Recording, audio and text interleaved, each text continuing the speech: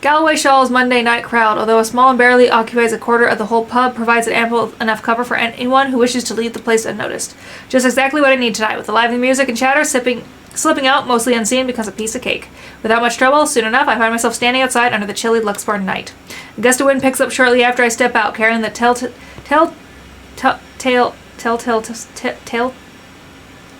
telltale sign, or smell, I want to say sign, telltale smell of an impending rain. I'll give it about an hour or two before it starts. From the looks of it, tonight will be another downpour, maybe even stronger than the one we've had this morning.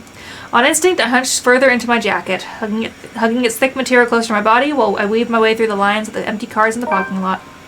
The letter crinkles in my pocket with each step I take, though I pay it no mind as I hurry towards my car. I've nicked it minutes ago from Isabella's belongings on my way out. If this is all connected, I need this damn piece of paper with me. However ridiculous as it sounds, I'm quite sure it won't be missed either. But I can't waste time here and wait for her to find out, can I? 4 hours is all I'm giving myself to get this done. 3 if I'm inclined to go by Z-Man's sets, but when have I ever? Regardless of how generous that is, each second's just as important as the next. So I hurry, one footstep over the other, echoing as I make a beeline for my car. But as with every plan, problem crops up at the last second. It's particularly a universal rule, and it does, in the form of a lone figure waiting for me next to my car. Rebecca turns just as I near, the corners of her mouth twitching up in a wry smile. She offers no greeting except for a slight tilt of her head. Even as my pace slows and I look at her with the unvoiced questions in my eyes, she remains wordless, merely throwing her head back and shifting her attention up to the starless sky when I come to stand beside her. Another gust of wind blows as she breathes out a sigh, weary, thick with something close to resignation. The breeze carries all of it away, while she hugs her arms close to herself to keep warm, which raises the question why she's out here. The air is already heavy with the promise of rain, with clouds obscuring the view, and there's really nothing left to look at but a dark blanket of nothingness. Still she stands here as if she's intentionally waiting for everything to fall. That, or she's here for some other reason. Before I can voice a single word, express a disapproval of any kind, she raises a halting hand at me, sharply cutting off the rest of my questions. I'm not here to stop you. Wherever it is you're planning to go off tonight, I won't be able to anyway. You look like you've already made up your mind. Go back inside. It's going to rain soon. It'll probably be even heavier than the downpour we had this morning. You wouldn't want to be caught in it. I will, in a moment. I just want to stay out here a bit for some air, away from the noise inside. Everything's been so chaotic these days. This little break is nice. Even if it means standing in the middle of a parking lot, of all places. Getting out of this mess would definitely be better, but hey, you take what you can get, right? It'll be over soon. The confidence in my own words surprises even me. How do I know? Why am I so sure? When in truth, what I'm about to do is a last-ditch effort. If this fails, if I don't find anything, we're back to square one. It's the last lead I have. After this, we have nothing else to go off from. Regardless, it seems to amuse her, and her laughter soon sounds above the murmur of the distant traffic and the light draft sweeping around us. How I wish. I'll be content as long as she stops showing up in my mind whenever I close my eyes. I think that may take some time. The brain doesn't easily forget trauma. I can try. But, you know, it also did a lot to us. Tell me about it. The back of my head's still smarting from my fall last night. Not that kind. I'm talking about us. As people. I hate to admit it, but this whole deal with the ghost, with the curse, it also brought out an ugly side to us. To all of us. And it made me realize plenty of things. About myself. About us. Roka trails off. Suddenly, a pensive expression spreads across her face. I've seen it countless of times before. And every time I see it on her, it's usually followed by a memory, a silly story, or even something embarrassing I've said from my childhood. Unlike me, who'll much rather forget, she remembers each of them so easily. And after a short bout of silence, when she smiles, I know this is one of those times again. Do you remember that one time, back in secondary? Which one? We did a lot of dumb things back then. Well, I did, but you get the point. Mandy.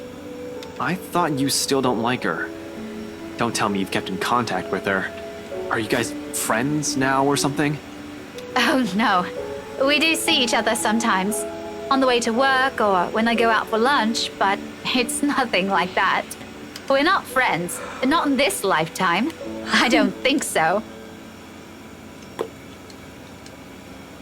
I don't think we'll ever get along, but if it wasn't for her, we wouldn't even be friends, yeah?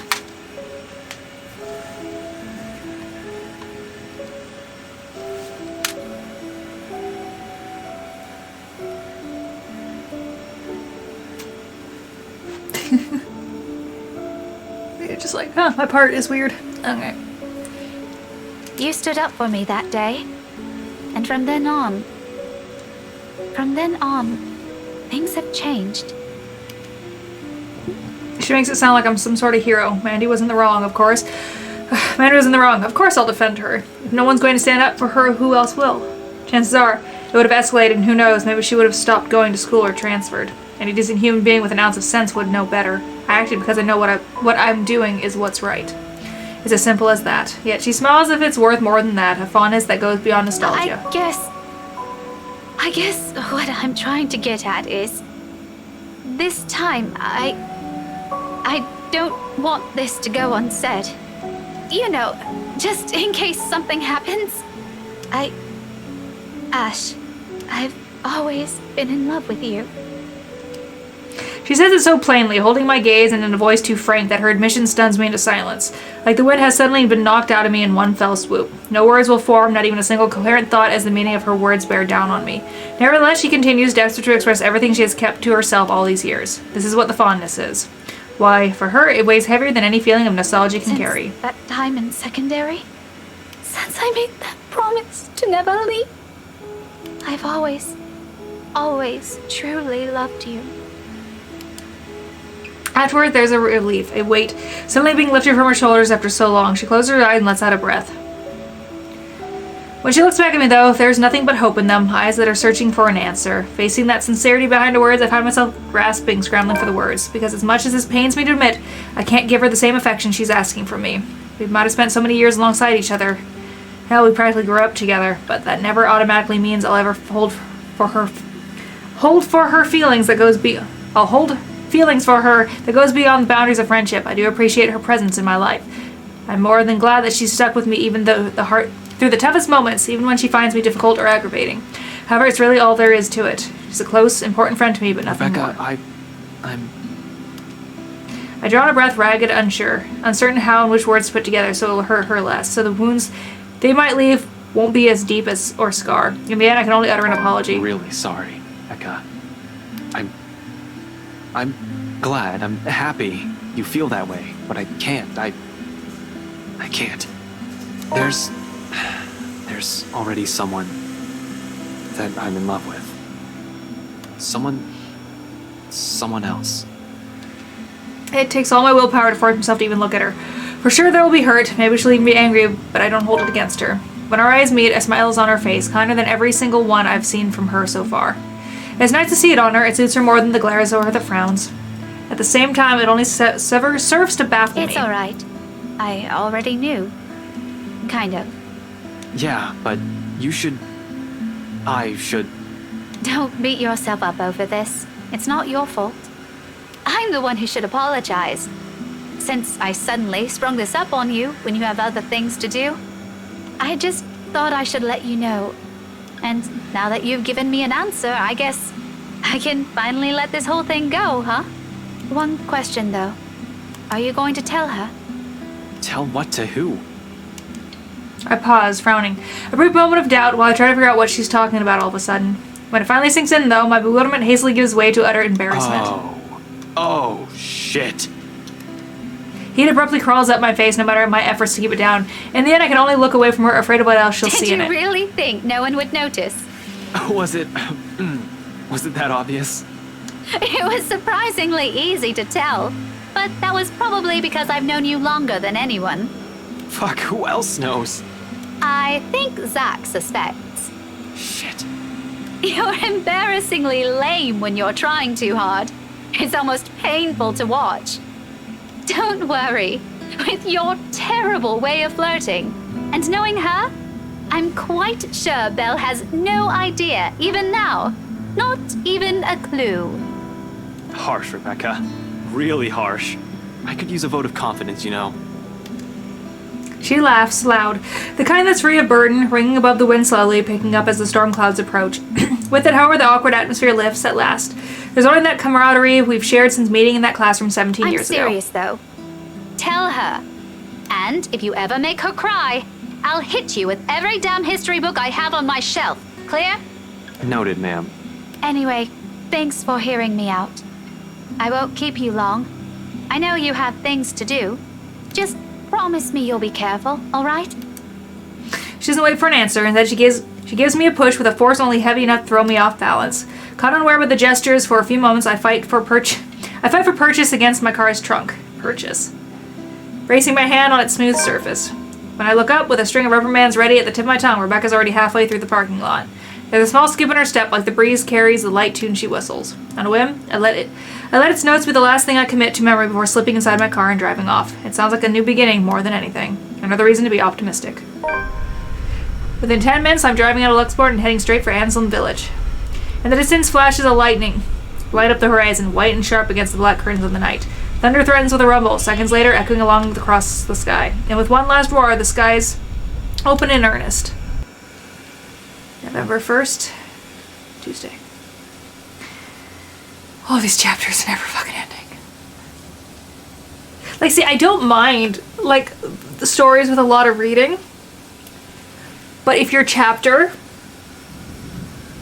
takes 4, 5, 6 hours, you should really make it 2 chapters. Because it allows people to have a breaking point. So they can go like, this is good, this is where I stop, I'm going to come back. But no, they just want to be like, here, read for the next 5 to 6 hours, you'll be fine.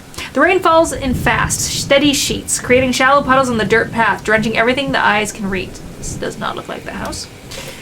Despite having grown up in the city, I still despise the rain. Living here doesn't mean I have to like it. Lucky me, I've reached the mansion before the downpour has turned torrential. The long slog from Anselm Village by foot has already made difficult by the light drizzle and biting winds buffeting against my body every few seconds. By the time I found cover under the trees lining the vicinity of the mansion, my shoulders are already drenched. My hair is also sticking against my skin out in every possible direction. Thankfully, the letter, taser, and gun I brought with me has remained relatively dry. That's the most important thing. However, those are the least of my problems at the moment. Sometimes after the housewarming party, scumbag, Wright, has suddenly grown a brain and tightened the security around the mansion. A guard is now stationed at every possible point of entry. The main entry, the back door leading to the kitchens. Hell, it's almost a miracle no one has spotted me once I entered the property. Oh, that's probably because I've kept close to the forest. While I can always create a clever way in for myself under this deluge, it'll be difficult to do so without making much noise or leaving tracks. I don't really have the luxury either, do I? Considering how off this place feels since I've stepped in the property and the mansion came into view. Every light is off. Even with the security personnel on patrol outside, the whole house itself, it feels empty, eerie, too quiet.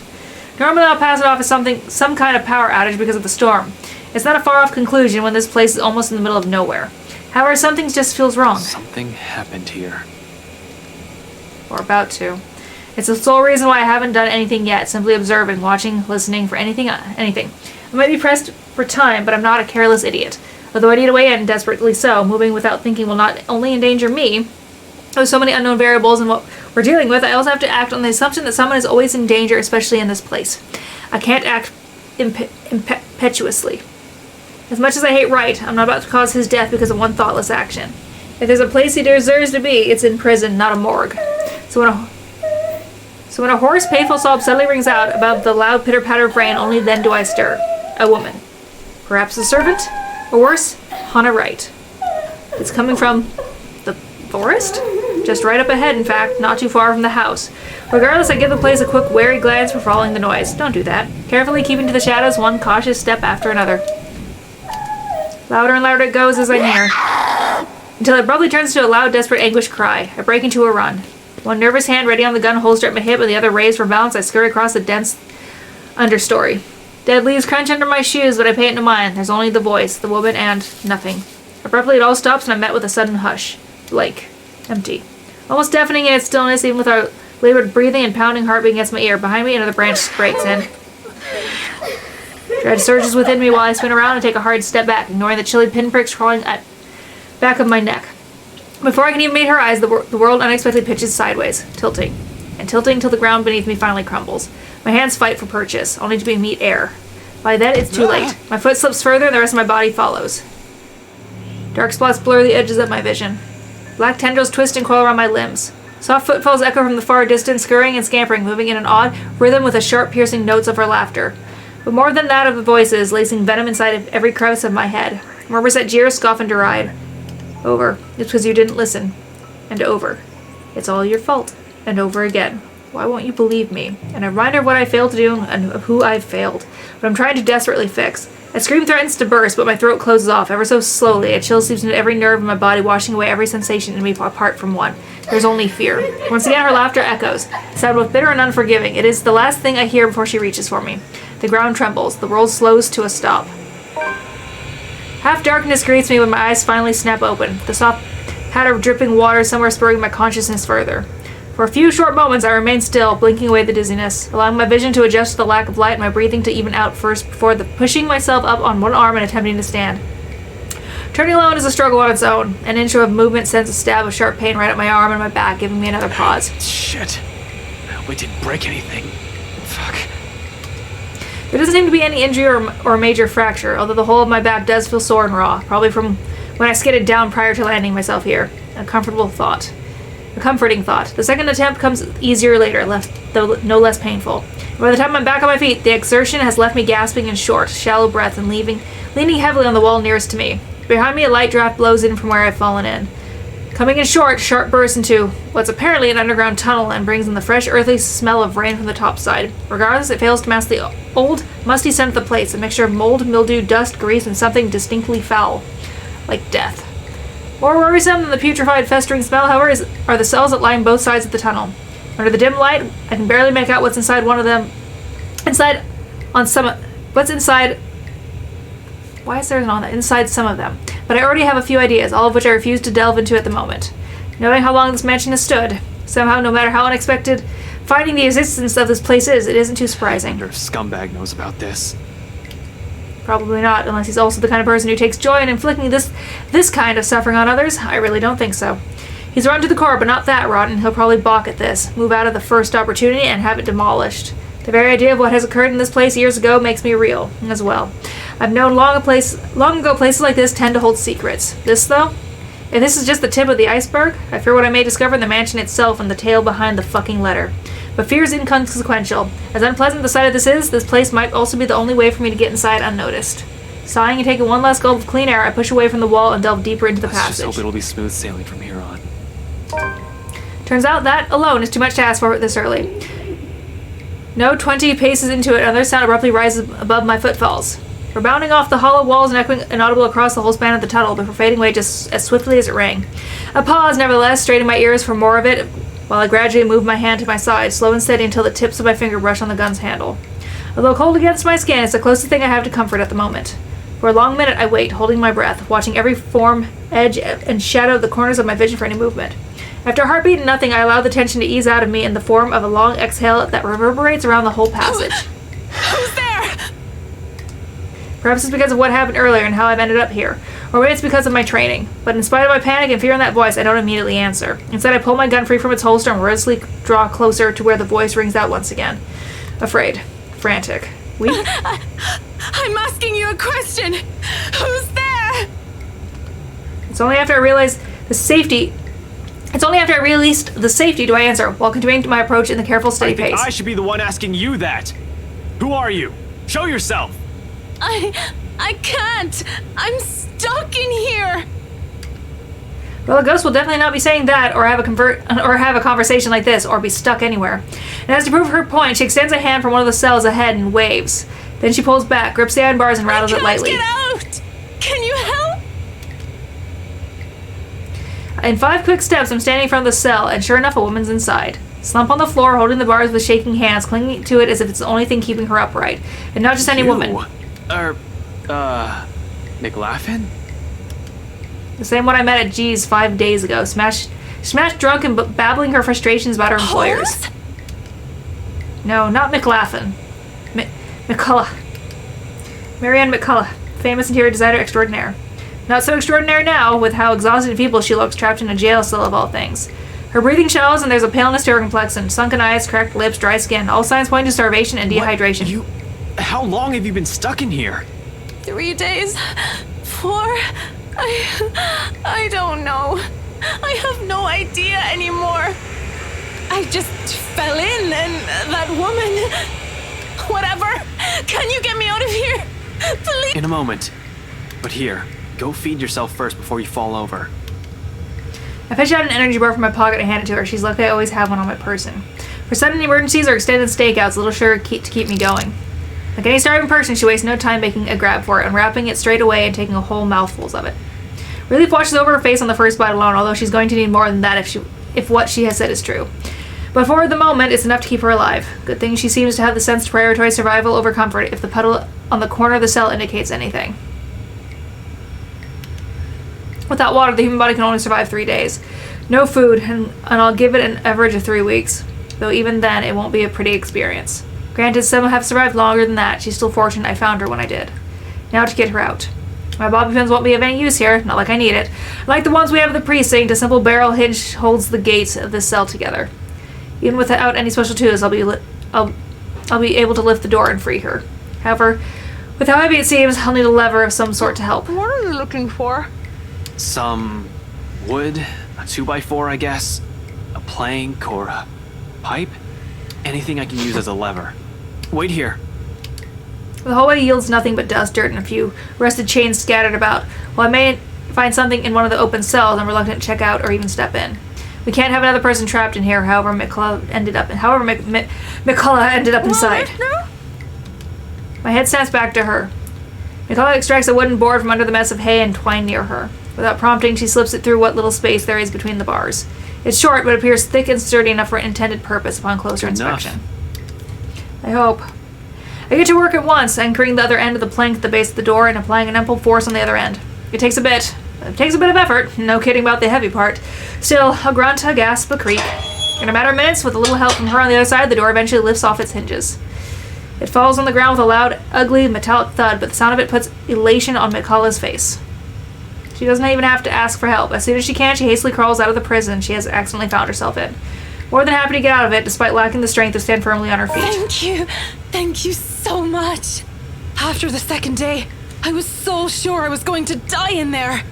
If you didn't show up, I don't even want to think about it. How did you even end up here? For a second, she appears hesitant, looking away and fumbling awkwardly with her fingers. I was looking for something. Someone. The contemplative expression flickers in her eyes, something that's close to wistful. Like when a person remembers a memory she's fond of. It doesn't last too long, but it still leaves me the impression that I've suddenly walked into something private. Something deeply personal for her. I'd rather not ask. So this whole tunnel, at the end of it, it leads right inside the mansion? The wine cellar. Right into the kitchen, then. There's a door of some sorts. I don't know. I think I pulled or pressed something somewhere. I was in a hurry. And I'm not sure if it'll open from this side. Hell, this place wasn't even in the floor plans. No, it wasn't. What do you mean? What do you mean? Does that really matter now? We have to get out of here. People died in this place. Kids. Oh, God. Kids. I could have shown you, but that thing won't turn back on anymore. It's like it only waited for me to see it before shutting down or something. How long has that thing even been in there? But those poor kids. All because of that thing. Wait, hold on. What are you talking about right now? The bloody letter! Ever since I've read that thing, since that day at the open house, she won't leave me. But it should be fine now, right? I broke it. I broke all of it. She shouldn't be able to do anything now. McCullough, one at a time. It's all that fucking paper's fault! Oh, God. Oh, God. Dear Lord in St. Adelaide, bless those poor souls. We're not safe here. We need to leave. If we stay here any longer... McCullough!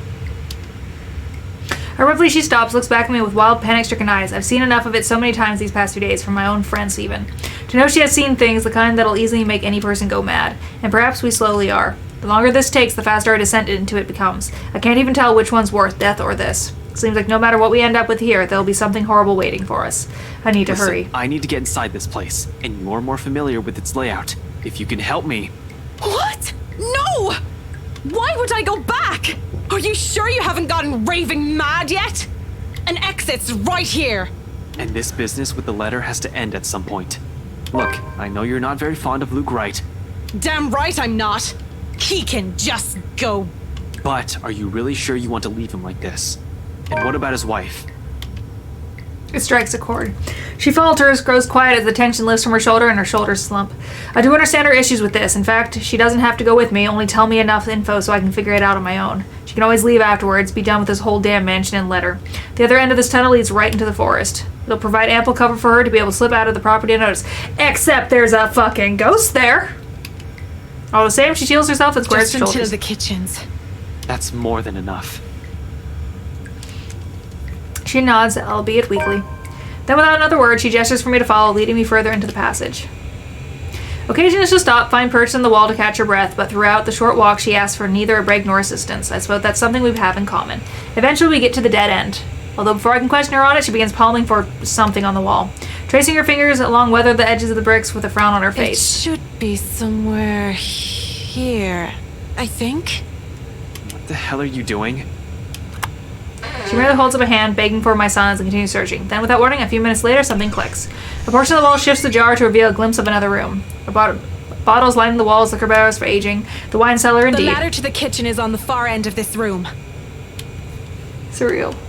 This is all nothing but a surreal nightmare. But after everything, should this even surprise me? Ghosts, curses, hidden passages? I can't even bring myself to question the existence of this door anymore. I simply follow her to the undercroft without a single question, in spite of the number of them already swimming inside my head.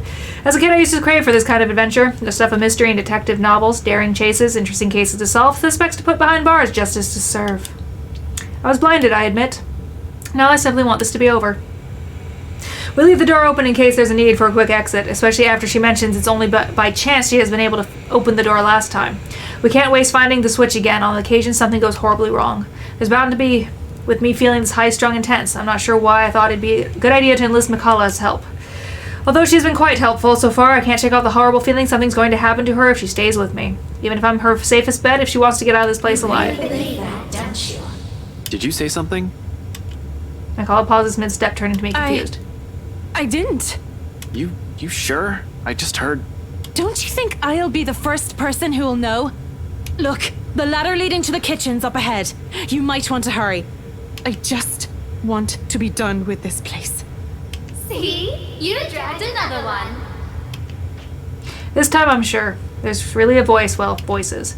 Despite the look of protest in Mikaela's shoes, I find myself stopping, looking for it, searching the immediate surroundings for the familiar form of the woman. I don't even have to venture far from where I'm standing. Just an arm's length away from me, mirror shards litter the floor, and right at the biggest fragments, they speak. All singing the same mocking tune against my ear, letting it echo through the small undercroft. Murmurs and laughter, jeering, scoffing, deriding, lacing venom into every crevice in my head, taunting me. Another person into this, Ashton. Into another one of your silly little problems. All because you can't fix them on your own. You really haven't changed, have you? Some hero you are. Useless. Pathetic. You're wrong. My mistake lies in the first instance I've answered. The very second denial has slipped from my mouth, their words have also steeped into my heart, allowing me to prod at and arouse my temper. Despite knowing they are merely doing this to goad me, each word, each syllable trickles into me, spurring the guilt I hope I've long buried. Or is that simply what you've been telling yourself all this time? Something to make yourself feel better, perhaps? You're the one who took that letter off Isabella's hand that day. You're the one who opened it. How does it feel, I wonder? To know you're responsible for all of this? What do you think I'm doing? Why do you think I'm still trying to fix this? Oh, but you can't. It's already too late. And you know that. You know all of this is futile. Just face it, Ashton Frey. You're a failure, and they are the ones who have to pay for it. A badge and a gun, and you still can't protect your own friends. Can't even solve a case for an old man. Can't even bring Rook right to justice. Can't even keep his own family together. No wonder they left you. Before you do the same thing to them. Mom and Dad are better off without little old you, aren't they? It's a good thing they had the sense. Pitiful, isn't it? Some detective you are. Some friend you are. Some son you are. You might as well just throw that rank away. You're no use to people. Shut it! I hate this. I know this monster can easily get through to me. Every weakness, every insecurity it knows. To hear it said in my friend's voice, even more so. But what I hate above it all of it is... You know it's true, though. All of it. It's why all you can do is tell us to shut up. You don't want to hear a single word, because you're already aware of it. You can't even admit it to yourself. Who's the coward now? But no matter how hard you try, you're not going to be able to say anything. Shut it! Not a single word anymore. In the end, your own incompetence will eventually lead to the deaths of everyone you care about. It laughs, sharp and piercing. At its sound, something in me snaps, a rage hastily unfurling, red filling my vision. The next thing I know, I'm raising my hand and something grabs at my wrist, followed by a buzz as another voice breaks through the Don't haze. listen to it! The fog from my mind lifts. Every sound, every noise returns me, flooding my every senses. All at once, there's this deafening silence. Slowly, I become aware of my surroundings. Bottles of wine, barrels of liquor, and the faint old scent of death and decay somewhere, and a hand holding onto my wrist as if to keep me from hurting myself. In my hand, a shard. Blood drips from where it has cut my palm, trailing down my wrist until it disappears behind my sleeve. Not too deep. Negligible, even. There is a pain, however, a different kind, an ache somewhere else that stems not from the wound, but where every single word has hit. When I glance up at Mikala, she merely stares at me with wide, horrified eyes. No matter what happens, don't do what it says. It's how it gets us. My grip on the shard falters, but only after I nod and drop it entirely does she release my grip.